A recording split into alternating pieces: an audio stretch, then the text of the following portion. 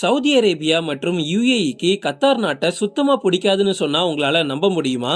இன்னும் 50 வருடங்கள் ஆனாலும் கத்தார் மட்டும் பணக்கார நாடாவே இருக்க போகுதாம். அது ஏன்னு உங்களுக்கு தெரியுமா?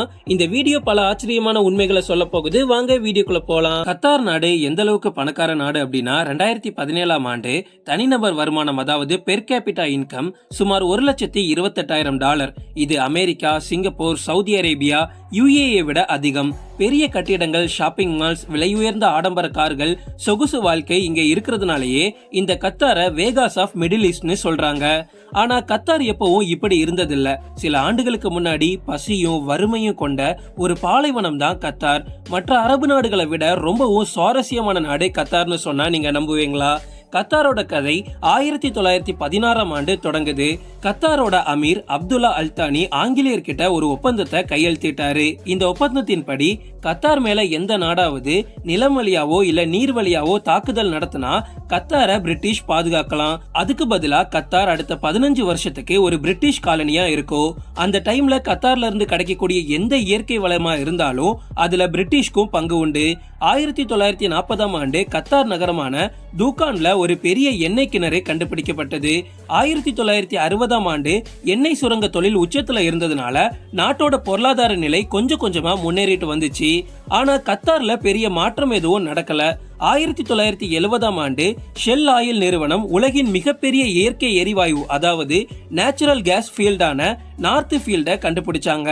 ஆனா அந்த காலத்துல நேச்சுரல் கேஸ் அந்த அளவுக்கு லாபம் தரக்கூடிய வணிகமா இல்ல மற்றும் நேச்சுரல் கேஸ் மற்ற இடங்களுக்கு குழாய் வழியா மட்டுமே கொண்டு செல்ல முடியும் மாதிரி இருந்துச்சு.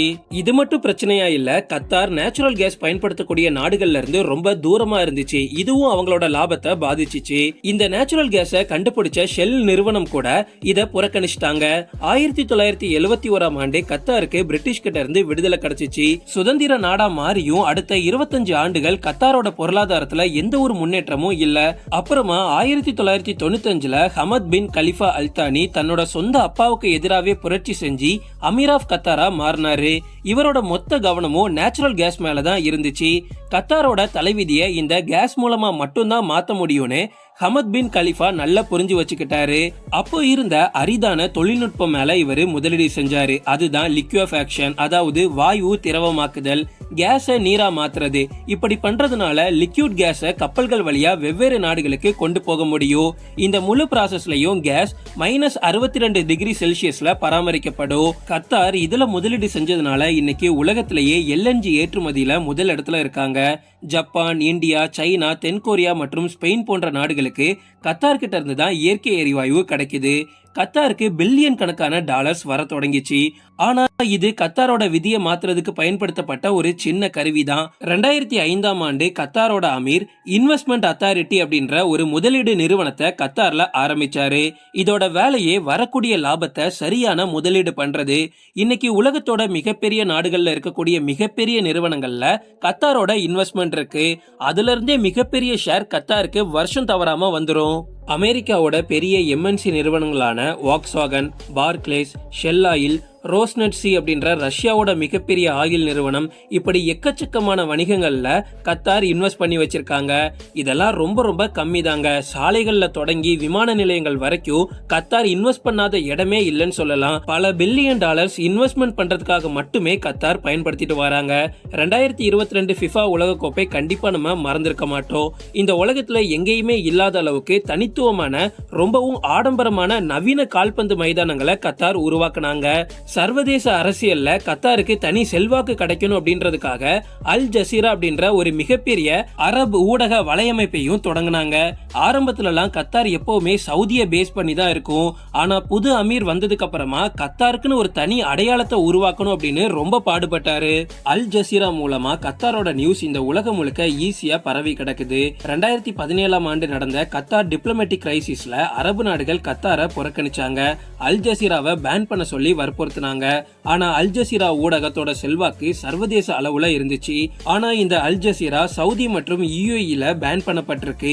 ஈரான் மற்றும் டர்க்கியோட ரொம்ப நல்ல உறவுல இருக்கக்கூடிய இந்த கத்தாருக்கு பக்கத்துல இருக்கக்கூடிய சவுதி மற்றும் துபாயில இருந்து எந்த உதவியும் கிடைக்கிறது இல்ல. அவங்க கூட அந்த அளவுக்கு நல்ல நட்புறவும் இல்ல.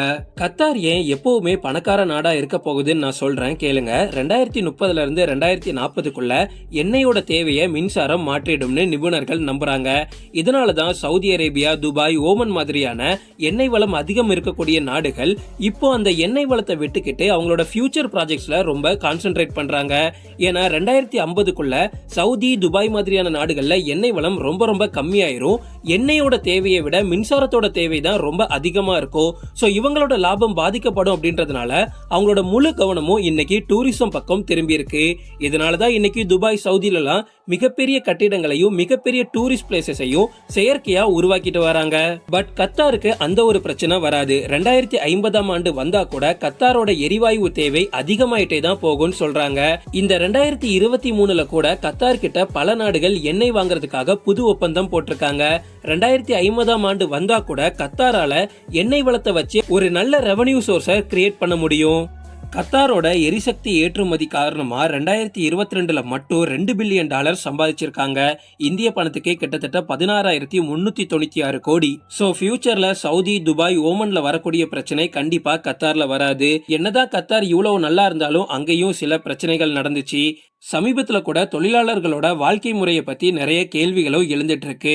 பட் கத்தார்ல இருக்கக்கூடிய மிகப்பெரிய பிளஸ் என்னன்னா அங்க மிகப்பெரிய பத்திரிகை சுதந்திரம் இருக்கு.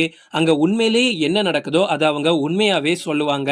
என்னதான் இயற்கை வளம் அதிகமா இருந்தாலும் சில நாடுகள்ல ஊழல், அரசியல், மத, இனம் வேறுபாடு காரணமா அங்க வறுமையும் பசியும் அதிகமாவே இருக்கு. பட் கத்தார்ல அந்த பிரச்சனை கொஞ்சம் கம்மினே சொல்லலாம். கத்தார்ல இருக்கக்கூடிய எண்ணெய் வளம், அவங்க இன்வெஸ்ட் பண்ணிருக்கக்கூடிய அமௌண்ட், இதெல்லாம் வச்சே கத்தாரை அடுத்த கட்டத்துக்கு எடுத்துட்டு போறதுக்கு போதுமானது. ஓகே ஃப்ரெண்ட்ஸ், இன்னைக்கு வீடியோ இவ்வளவுதான். இந்த வீடியோ உங்களுக்கு பிடிச்சிருந்தா லைக் பண்ணுங்க, கமெண்ட் பண்ணுங்க, ஷேர் பண்ணுங்க. மறக்காம நம்ம சேனலுக்கு சப்ஸ்கிரைப் பண்ணுங்க. பக்கத்துல உள்ள பெல் பட்டனை கிளிக் பண்ணுங்க.